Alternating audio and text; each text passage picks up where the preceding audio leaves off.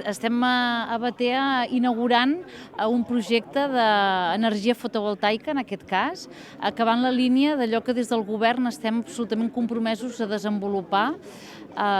Catalunya, tot i que té una tradició industrial molt potent en l'àmbit d'energies renovables, doncs pateix d'un endarreriment. Hem de recordar que si bé a la resta d'Espanya, al nostre entorn, la contribució de les renovables al mix energètic és de més d'un 50%, a Catalunya encara estem situats al 14-15%.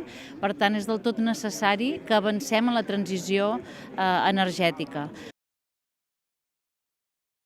Però també genera oportunitats, com veiem aquí a Batea, de retorn als propis habitants del municipi, veient com aquesta energia, aquesta electricitat que es produeix de manera verda pot representar un avantatge en la factura de la pròpia ciutadania i també la factura municipal, que al final es paga amb els impostos de tots i totes, no? de la gent de Batea.